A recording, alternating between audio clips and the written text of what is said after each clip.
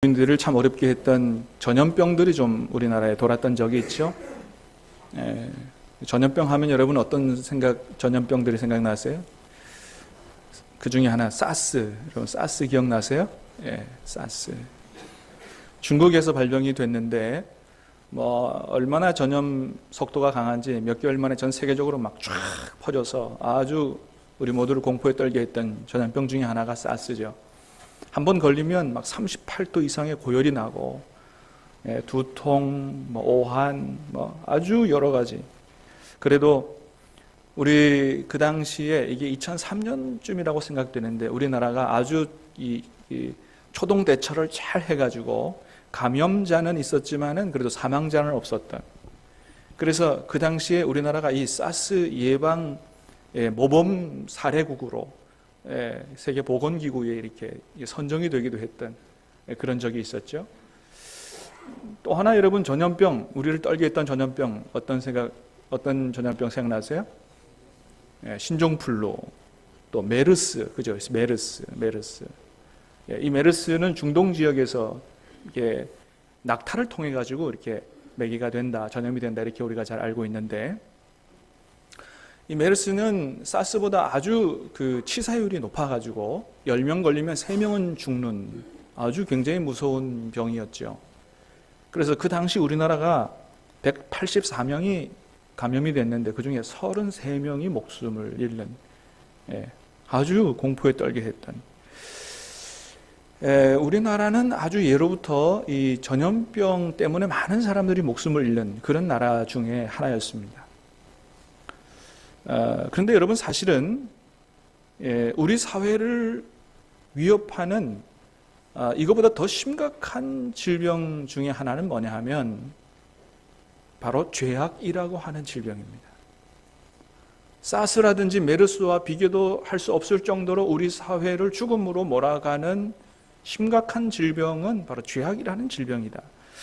여러분 요즘 TV 뉴스를 보면 정말 기상천외한 일들이 일어나고 있는 것 같아요. 가면 갈수록 점점 더 선생님이 제자들하고 성관계를 안 하나, 중학생들이 친구를 때려서 죽이질 않나, 이거 도대체 어떻게 이런 일이 일어날 수 있는가 하는 정도로 기상천외한 일들이 많이 일어나고 있는데, 여러분 오늘 본문 9절에 보면 우리 사회의 대표적인 문제들이 뭔가를 잘 보여주고 있는 것 같습니다. 우리 9절을 한번 같이 읽어보겠습니다. 시작. 간음하지 말라, 살인하지 말라, 도둑질하지 말라, 탐내지 말라 한 것과 그 외에 있을지라도 내 이웃을 내 자신과 같이 사랑하라 하신 그 말씀 가운데 다 들었느니라. 아멘. 9절에서 그런 말씀을 하시죠. 간음하지 말라, 살인하지 말라, 도둑질하지 말라, 탐내지 말라.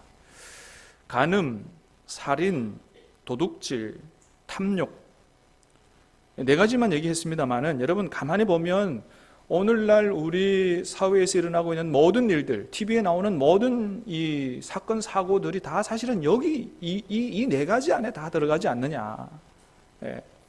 이 네 가지는 우리 사회의 모든 문제를 대표적으로 보여주는 그런 심각한 죄의 질병이다, 이렇게 얘기할 수 있을 것입니다. 이게 진짜 우리 사회를 병들게 하고 이게 진짜 우리를 죽음으로 몰아가는 건데, 여러분 그런데 이런 우리 사회의 아주 심각한 문제들을 이거 한 가지면 완전하게 해결할 수 있는 대안이 있고 방법이 있다는 거예요. 아무리 암이 심각하다 그래도 여러분 암 치료할 수 있는 약 하나 발명하면 되잖아요. 그것처럼 우리 사회의 이런 모든 문제들도 이걸 다 해결할 수 있는 아주 정말 유일한 대안이 하나 있다. 그게 뭐냐? 그건 바로 사랑이라는 것입니다. 사랑이 바로 우리 사회의 모든 문제를 해결하는 유일한 대안이다, 이렇게 얘기할 수 있어요. 10절 말씀을 보겠습니다. 10절 시작. 사랑은 이웃에게 악을 행하지 아니하나니 그러므로 사랑은 율법의 완성이니라. 아멘. 10절 말씀에서는 뭐라고 말씀합니까? 사랑은 뭐 하는 거라고요? 이웃에게 악을 행하지 않는 거다. 사랑의 정의를 여러 가지 얘기할 수 있겠습니다만은 10절 말씀은 이렇게 얘기합니다. 사랑은 이웃에게 악을 행하지 않는 거다. 그러니까 정말로 우리가 이웃을 사랑하게 된다면 이웃에게 악을 행하지 않을 수 있고 우리가 이웃에게 악을 행하지 않을 수 있다면 우리 사회의 모든 문제는 해결될 수 있는 거예요. 여러분, 주님께서는 우리에게 모든 계명을 두 가지로 요약해서 말씀해 주셨습니다. 내 마음과 뜻과 정성과 힘을 다하여 누구를? 너희 하나님을 사랑하고 내 이웃을 어떻게 해요? 내 그냥 사랑이 아니고 어떻게? 내 몸처럼 사랑해라. 여러분, 우리가 정말로 주님이 말씀하신 것처럼 하나님을 우리의 마음과 정성과 힘과 뜻을 다하여 사랑한다면 하나님보다 더 사랑하는 우상을 두겠습니까? 안 두겠습니까? 그러면 우상을 둘 수가 없는 것이죠. 왜요? 우리 마음과 생각과 힘과 성품을 다하여 100% 우리의 마음이 하나님 앞에 가 있는데 우리의 마음을 다른 것에 뺏겨서 하나님보다 더 사랑하고 더 의지하는 우상을 둘 수가 없는 것이죠. 그러니까 바꾸어 말하면 우리가 하나님보다 무슨 세상의 물질이라든지 아니면 점쟁이라든지 이런 사람들 더 의지하는 것은 뭐예요? 하나님을 사랑하는지는 모르지만 마음과 힘과 뜻과 정성을 다하여 사랑하지는 않기 때문에 하나님을 정말로 하나님께서 원하시는 대로 100% 우리의 마음을 다하여 사랑하지 않기 때문에 돈 사랑하는 거고 점쟁이 찾아가고 하는 거죠. 여러분, 이웃 사랑도 마찬가지라는 것입니다. 우리가 정말로 이웃을 내 몸처럼 사랑한다면 간음을 행하겠느냐? 정말로 우리 이웃을 내 몸처럼 사랑한다면 폭행을 하겠느냐? 살인을 하겠느냐 말이죠. 그렇습니다. 그래서 사실 우리 사회의 모든 문제는 무엇 때문에 오는 것이냐? 한마디로 말하면 사랑이 없어서 오는 것이다. 이렇게 얘기할 수가 있습니다. 그래서 하나님께서 우리에게 10계명 이하 수많은 계명을 주셨을지라도 주님께서 우리 사회를, 나와 우리 사회를, 저와 여러분과 우리 사회를 구원하는 가장 핵심적인 생명의 말씀 주신 건 뭐라고요? 하나님을 마음과 정성과 힘을 다하여 사랑하고 이웃을 내 몸처럼 사랑하라. 이게 율법의 완성이고 모든 말씀이 다 여기에 들어있다고 주님이 말씀을 하셨습니다. 사랑하는 여러분, 간절히 바라기는 저와 여러분들로부터 정말로 우리 이웃들을 그렇게 주님 말씀하신 대로 사랑하고 하나님을 그렇게 사랑할 수 있음으로 말미암아 이 사회가 하나님의 은혜 가운데 아름다운 사회로, 생명의 사회로 변화되어질 수 있는 놀라운 역사가 일어날 수 있게 되기를 주님의 이름으로 축복합니다. 자, 그런데 문제는 뭐냐? 우리에게 정말로 주님께서 말씀하신 대로 그렇게 내 이웃을 내 몸처럼 사랑할 수 있는 능력이 있느냐? 그게 문제인 것이죠. 사랑하라는 건 알겠는데 사랑할 수 있는 능력이 우리에게 있느냐? 여러분, 우리가 잘 아는 것처럼 누군가 다른 사람을 사랑하려면 먼저는 그 사람이 다른 사람으로부터 사랑을 받아본 사람이라야 한다라고 하는 것이죠. 다른 사람으로부터 사랑을 받아보지 못한 사람은 다른 사람 사랑하기가 참 이게 쉽지 않은 거예요. 사랑을 못 받아봤기 때문에 사랑을 못하는 것입니다. 그래서 우리 사회에 큰 무리를 일으켰던 사람들을 가만히 보면 대개는 어떤 가정에서 자란 사람들이 많냐 하면 부모님의 사랑을 받지 못한 가정에서, 어려운 가정에서 자란 사람들이 많은 것을 보게 됩니다. 어렸을 때부터 부모님의 사랑을 한 번도 받아보지 못했기 때문에 다른 사람을, 자신도 사랑하지 못하고 다른 사람을 사랑할 수 없는 사람이 되어버린 것이죠. 여러분, 제가 이런 말씀을 드리면 혹 여러분 중에서도 그렇게 생각하실 분이 있을지 모르겠습니다. 그래, 내가 다른 사람을 사랑하지 못한 것은 내가 어렸을 때부터 부모님의 사랑을 잘 못 받았기 때문에 그래서 그렇구나, 그렇게 생각하는 분이 있을지 모르겠습니다. 그런데 여러분, 우리의 경우는 좀 다르다는 것입니다. 왜냐하면 우리는 설사 자랄 때 부모님의 사랑을 받지 못했을지는 모르지만 그 이후에 누구의 사랑을 엄청나게 받은 사람들이냐? 믿습니까? 하나님의 사랑을 엄청나게 받은 사람들이라는 거예요. 여러분, 하나님께서 저와 여러분들을 어떻게 사랑하셨어요? 저와 여러분들을 죄와 사망과 지옥의 권세에서 구원하시기 위해서, 저와 여러분들을 구원하기 위해서 독생자 예수 그리스도를 십자가에 내어 죽이시기까지 저와 여러분을 사랑하신 그 하나님 아버지의 놀라우신 사랑을 저와 여러분이 받았어요. 그래서 여러분, 로마서 5장에서는 이렇게 말씀합니다. 한번 같이 읽겠습니다. 시작. 우리가 아직 죄인 되었을 때에 그리스도께서 우리를 위하여 죽으심으로 하나님께서 우리에 대한 자기의 사랑을 확증하셨느니라. 아멘. 하나님께서 우리를 사랑하신다고 하는 증표로 주신 게 뭐냐? 확증한 사건으로 주신 게 뭐냐 하면 십자가라는 거죠. 우리가 괜찮아서 사랑하신 게 아니고 어떻게 해요? 죄인 되었을 때에 내 가족을 위해서 아니면 나라를 위해서 자기 목숨을 버리는 사람이 혹 있지만은, 그러나 죄인을 위해서, 사형수를 위해서 대신 죽는 사람은 없다 말이죠. 근데 하나님께서 그 놀라운 사랑으로 하나님 앞에 사형수였고 지옥에 떨어질 수밖에 없는 우리들을 위해서, 우리들을 구원해 주시기 위해서, 하나님의 자녀로 삼아 주시기 위해서 죄인 되었을 때에 하나님이 하나밖에 없는 독생자 예수님을 십자가에 내어주셨다. 5절 말씀도 한번 읽어보겠습니다. 시작. 소망이 우리를 부끄럽게 하지 아니함은 우리에게 주신 성령으로 말미암아 하나님의 사랑이 우리 마음에 부은 바 됨이니. 아멘. 하나님의 사랑이 우리 마음에 어떻게 됐다고요? 부은 바 됨이니. 사랑하는 여러분, 그러므로 사실은 말씀에 의거하면 저와 여러분의 마음속에는 무엇으로 충만해야 돼요? 우리를 사랑하신 그 십자가에 나타난 하나님의 사랑으로 충만해야 된다라고 하는 것이며, 다시 한번 축복합니다. 저와 여러분의 마음속에 하나님의 사랑이 충만하게 임하여 흘러 넘칠 수 있게 되기를 축복합니다. 성령으로 말미암아 하나님의 사랑이 예수님의 십자가에 놀라우신 그 십자가로부터 흘러내린 놀라운 사랑이 우리 마음속에 충만하게 부어졌기 때문에 우리 마음속에 그 사랑이 강물처럼 흘러나는 게 이게 정상이다 라고 하는 것이죠. 그렇습니다, 여러분. 우리는 하나님으로부터 그러한 사랑을 받은 사람들이기 때문에, 비록 부모님으로부터는 사랑 못 받았을지 몰라도 하나님으로부터 그런 사랑을 받은 사람들이기 때문에, 그렇기 때문에 이제는 우리도 다른 사람을 사랑할 수 있다라고 말씀하시는 거예요. 그래서 주님께서 뭐라고요? 하나님을 마음을 다하여 사랑하고 이웃을 내 몸처럼 사랑하라고. 사랑할 수 없는 우리에게, 사랑할 수 있는 능력이 없는 우리에게 그렇게 사랑하라고 하시는 분이 아니다. 그렇게 사랑하라고 하는 얘기는 뭐예요? 너희에게 사랑할 수 있는 능력이 있다라고 하는 것입니다. 믿으시기를 바랍니다. 또한 우리에게 누가 오셨어요?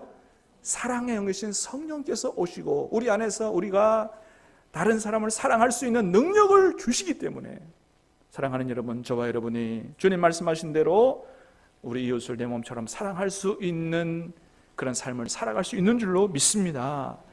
그러므로 여러분, 우리는 이제는 내가 다른 사람을 사랑하지 못하는 것은 이렇기 때문이라고 하는 환경 탓하지 말고, 하나님께서 우리에게 십자가를 통해서 보신 그 놀라운 사랑, 또 성령의 그 놀라운 성령이 주시는 놀라운 사랑의 능력을 힘입고 하나님을 사랑하고 우리 이웃을 내 몸처럼 사랑할 수 있는 능력의 삶을 살아갈 수 있게 되기를 다시 한번 주님의 이름으로 축복합니다.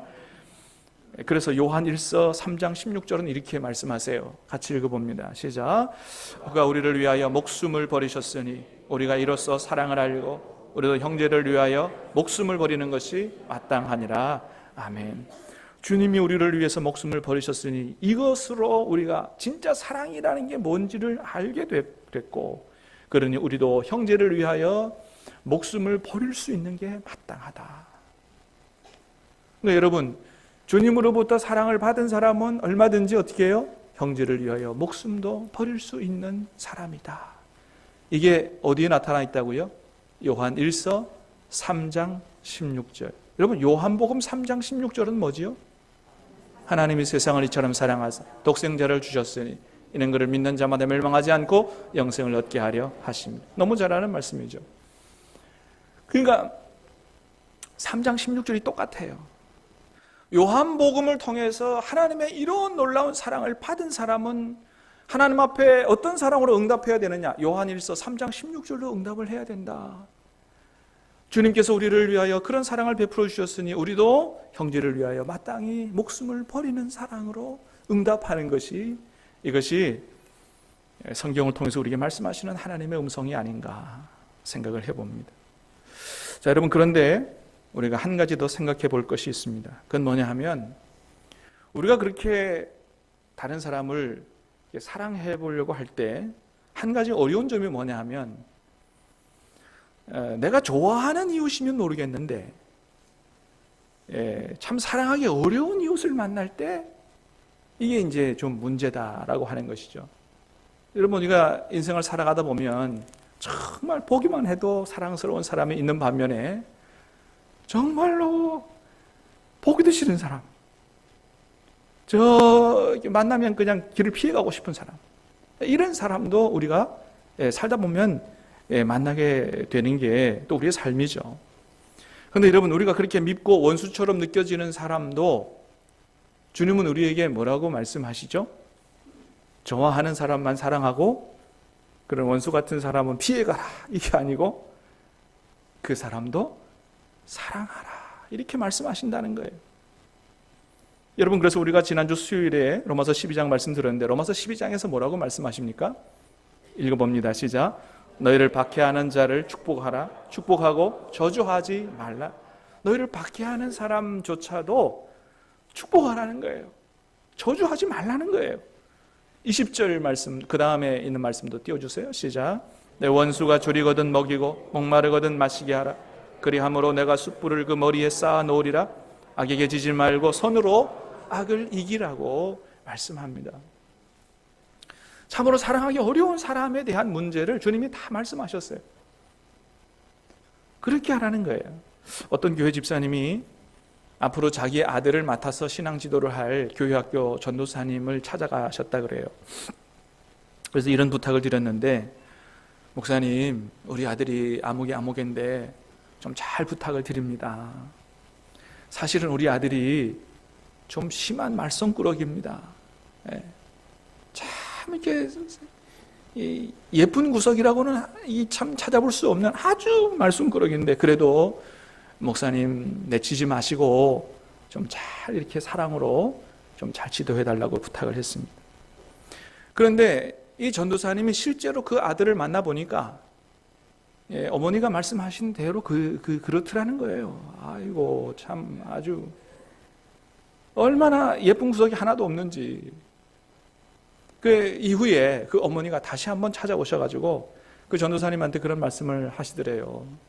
목사님, 전도사님, 어때, 우리 아들 만나보니까 그렇지요, 제가 말씀드린 대로. 그래도 전도사님, 나를 봐서 좀 잘 사랑해 주시고 관심 가져 주시고 지도해 주시기를 부탁드립니다, 이렇게 말씀을 하시더래요. 여러분, 우리를 향해서 우리 하나님이 그렇게 말씀하시지 않나 싶습니다. 얘야, 내가 네 마음을 안다. 오죽 꼴 보기 싫겠느냐. 그 사람 볼 때 네 마음이 얼마나, 그래도 그 사람도 내가 사랑하는 사람이야. 내가 사랑해서 구원한 사람이고 내가 사랑해서 구원하고 싶은 사람이야. 내 형상을 따라 내가 만든 사람이야. 그러니 네 마음에는 그게 안 되더라도 나를 봐서라도 좀 그 사랑을 사랑해 줄 수 없겠니? 라고 하나님께서 우리에게 말씀하시지 않을까 싶습니다. 사랑하는 여러분, 오늘 우리가 이 말씀을 통해서 하나님의 음성을 들을 수 있게 되기를 바랍니다. 나를 봐서라도 그 사람을 사랑해 주라. 여러분, 그렇습니다. 우리가 그러므로 하나님께로부터 받은 그 사랑의 능력으로, 그 십자가의 충만한 사랑으로 우리도 그런 사람이 있거들랑 저주하지 말고 우리 마음에 품고 정말로 주님 앞에서 그 사람을 위해 축복하며 기도할 수 있게 되기를, 그리고 주님이 주시는 능력으로 그 사람도 사랑할 수 있게 되기를 다시 한번 주님의 이름으로 축복합니다. 그럴 때 주님께서 우리에게 은혜와 충만한 복을 주셔서 저와 여러분이, 우리 가정이, 우리 교회가, 우리 사회가 하나님의 복을 받아 정말로 살기 좋고 아름다운 그런 하나님의 나라로 변화되어 갈 줄로 믿습니다. 이것이 바로 죄로 말미암아 죽어가는 우리 사회를 살리는 그런 유일한 대안이 아니겠느냐 하는 것입니다. 두 번째, 우리 사회를 살리는 두 번째 대안은 바로 거룩함이다 라고 하는 것입니다. 첫 번째는 사랑이요, 두 번째는 거룩함이다. 오늘 말씀 11절 12절을 읽어보겠습니다. 11절 12절 시작. 또한 너희가 이 시기를 알거니와 자다가 깰 때가 벌써 되었으니 이는 이제 우리의 구원이 처음 믿을 때보다 가까웠습니다. 밤이 깊고 낮이 가까웠으니 그러므로 우리가 어둠의 일을 벗고 빛의 갑옷을 입자. 어둠의 일을 벗고 빛의 갑옷을 입자. 순결하고 정직하고 거룩하게 살자. 이렇게 살자라고 하는 이유를 먼저 11절에서 얘기합니다. 뭐라고요? 이는 이제 우리의 구원이 처음 믿을 때보다 가까웠음이라 그랬습니다. 여러분 그렇죠? 우리가 처음 믿을 때보다 이제 주님이 오실 날이 그만큼 더 가까워져 왔습니다. 점점 더 주님이 오실 날이 가까워져 가고 있다는 거예요. 그러니까 주님의 오실 날은 가까운데 여전히 우리가 어둠의 일을 벗지 않고 빛의 갑옷을 입고 이렇게 주님 앞에서 올바르게 살아가지 않다가는 잘못하면 주님 오시는 날에 큰일 날 수 있다라고 하는 것이죠. 요한복음 1장은 주님을 참 빛이다라고 말씀하십니다. 참 빛이다. 여러분 우리가 잠자고 아침에 일어나다 보면 가끔 창문을 통해서 아침 햇살이 쫙 비춰올 때가 있습니다. 그때 아침 햇살을 통해서 이렇게 딱 보면 우리 방에 먼지가 엄청나게 많은 걸 보게 돼요. 그죠? 아니 도대체 이 먼지가 어디서 다 온 거야? 네. 아니 깨끗한 것 같은데 빛이 쫙 들어올 때 보면 먼지가 뭐 얼마나, 야, 저 먼지를 내가 다 마시고 잤다고 생각해 보면 참 여러분 그렇습니다. 참 빛이신 주님께서 이 땅에 오실 때 우리의 모든 마음에 있는, 우리의 삶에 있는 모든 죄들이 먼지 한 알갱이처럼 주님 앞에 다 드러나지 않겠느냐는 거예요. 여러분 성경은 그것을 우리에게 분명히 말씀해 주고 있습니다. 모든 것이 다 드러나리로다. 하나도 숨길 일이 다 드러나리로다. 요한계시록 20장에도 이런 말씀을 합니다. 요한계시록 10장 20장 12절입니다. 시작. 또 내가 보니 죽은 자들이 큰 자나 작은 자나 그 보좌 앞에 서 있는데 책들이 펴 있고 또 다른 책이 펴졌으니 곧 생명책이라 죽은 자들이 자기 행위를 따라 책들에 기록된 대로 심판을 받으니. 요한계시록 20장은 마지막 날에 주님 앞에 주님께서 흰 보좌에 백보좌에 앉으셔서 모든 사람을 모으고 심판하시는 내용을 기록하고 있습니다. 주님이 심판을 하시는데 어떻게 심판하신다고요? 생명책에 우리 이름만 기록되어 있는 것이 아니고 우리의 행위도 다 기록이 돼 있어서 마지막 날에 뭐를 따라 심판을 받는다? 우리의 행위를 따라 심판을 받는다는 거예요. 그래서 바울은 이렇게 얘기합니다. 빌립보서 2장 12절입니다. 시작. 그러므로 나의 사랑하는 자들아 너희가 나 있을 때뿐 아니라 더욱 지금 나 없을 때에도 항상 복종하여 두렵고 떨림으로 너희 구원을 이루라. 너희의 구원을 이루라고 말씀하세요. 여러분 이 말씀이 무슨 말씀일까요? 여러분 우리가 이미 예수님을 진심으로 내 마음의 구세주로 영접하고 내 죄를 회개하고 예수님을 영접했다면 이미 구원을 받은 줄로 믿습니다. 이미 구원을 받았습니다만은 그러나 우리의 구원이 완성되어지진 않았다는 거예요. 우리의 구원은 언제 완성됩니까?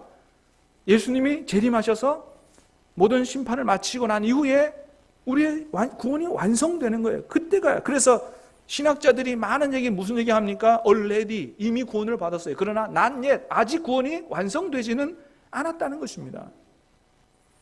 그렇기 때문에 우리가 그냥 난 이미 구원 받았으니까 오케이 다 끝났어 넉넉고 살면 안 된다는 거죠. 구원의 완성이 아직 이루어지지 않았기 때문이에요. 그래서 너희의 구원을 이루라고 말씀합니다. 근데 어떻게 이루라고 말씀합니까? 항상 복종하고 두렵고 떨림으로 너희의 구원을 이루라는 거예요.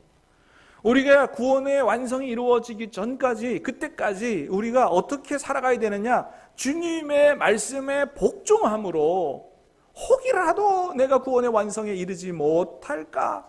혹시 그러면 여러분 이건 믿음이 없는 건 믿음이 없는 게 아니에요. 사도 바울도 그런 생각을 했죠. 내가 남에게 복음을 전파한 이후에 내가 버림을 당할까 두렵다. 그래서 날마다 자기 자신을 쳐서 복종시킨다. 나는 날마다 죽노라고 얘기했습니다.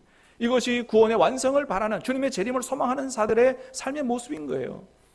항상 두렵고 떨림으로 주의 말씀에 복종하여 순종하여 자기를 쳐서 그렇게 살아가는 것.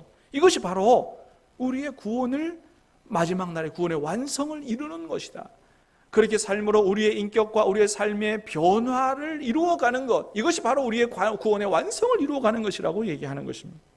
그래서 여러분 요한계시록 19장에 혼인잔치 비유에서 이렇게 얘기합니다. 19장 말씀을 읽어보겠습니다. 시작. 우리가 즐거워하고 크게 기뻐하며 그에게 영광을 돌리세. 어린 양의 혼인계약이 이르렀고 그의 아내가 자신을 준비하였으므로 그에게 빛나고 깨끗한 세마포 옷을 입도록 허락하였으니 이 세마포 옷은 성도들의 옳은 행실이로다 하더라. 아멘. 나중에 천국 혼인잔치에 예수님, 신랑 되신 예수님 옆에 우리가 신부로 서게 될 터인데, 우리가 이 땅에서 결혼할 때도 예복을 입고 갑니다. 여자들은 하얀 면사포 쓰고 이 결혼 예복을 입고 가죠. 이 여자들이 입는 옷을 뭐라 그러죠? 웨딩드레스네. 기억이 벌써부터 이러면 안 되는데. 웨딩드레스. 웨딩드레스 여러분 검은색 입고 가는 사람 보셨어요? 하얀색 입고 갑니다. 우리가 주님 옆에 섰을 때 면사포 하얀 웨딩드레스 입고 서게 될 거예요. 그런데 그 세마포 옷이 뭐라고요? 성도들의 옳은 행실이라는 거예요. 우리가 주님 옆에 섰을 때 천국 혼인잔치에서 입을 세마포는, 그 결혼 예복은 내가 준비하는데 뭘로? 하나님의 뜻에 따라 순종하여 살았던 그런 올바른, 순결한, 정직한, 거룩한 삶으로 준비하는 것이다 라고 하는 것입니다. 그래서 주님께서 말씀하시기를 너희가 서기관과 바리새인의 의보다 더 낫지 아니하면 결단코 천국에 들어가지 못한다. 서기관과 바리새인들의 문제는 무엇입니까? 겉으로는 경건한 척하지만 속으로, 삶으로는 전혀 사랑과 거룩함이 없는, 종교적인 행위는 있지만 하나님께서 원하시는 삶은 없는, 외식하는 위선자인 이런 사람들은 주님이 주시는 천국 혼인잔치 들어갈 예복을 제대로 준비 못했기 때문에 쫓겨나고 만다라고 말씀하시는 것입니다. 그러므로 여러분, 이렇게 주의 말씀에 따라 사랑으로, 거룩으로 이렇게 우리의 인격과 삶을 변화시켜 나가는 것, 이것이 바로 우리를 지옥에서 구원하고 죄로 물든 우리 사회를 구원하는 길이다 라고 말씀하시는 것입니다. 그래서 사도 바울은 오늘 마지막 말씀으로 이렇게 말씀합니다. 13절 14절 시작. 낮에와 같이 단정히 행하고 방탕하거나 술 취하지 말며 음란하거나 호색하지 말며 다투거나 시기하지 말고 오직 주 예수 그리스도로 옷 입고 정욕을 위하여 육신의 일을 도모하지 말라. 방탕하거나 술 취하지 말고 음란, 호색, 다투거나 시기하지 말고 오직 뭐로 옷 입으라고요? 예수 그리스도로 옷 입고. 여러분, 우리가 예수 그리스도로 옷 입는 것은 뭘 얘기하는 겁니까? 예수 그리스도를 닮아가는 거요. 예수 그리스도를 닮아가는 것은 바로 원수라도 사랑하는 사랑의 삶이요, 세상에 물들지 아니하고 거룩한 삶을 살아가는 거예요. 바로 이것이 나 자신을 구원하고 이 사회를 구원하는 길이다라고 하는 것입니다. 사랑하는 여러분, 저와 여러분은 사랑받기 위해 태어난 사람들인 줄로 믿습니다. 그래서 사랑을 엄청나게 받은 거예요. 그러나 여기서 끝나는 게 아니고 뭐예요? 사랑하기 위해서 태어난 사람이다, 이렇게 얘기할 수도 있는 것이에요. 하나님이 우리를 구원하신 것은 사랑하도록 하기 위해서. 그러므로 사랑하는 여러분, 예수 그리스도로 옷 입고 사랑과 거룩한 삶으로 주님 오시는 날 우리의 구원의 완성을 이루고 주님 오실 때까지 이 시대를 살리는 빛과 소금으로 살아갈 수 있게 되기를 다시 한번 주님의 이름으로 축복합니다. 우리 같이 서로를 축복하며 찬양하겠습니다.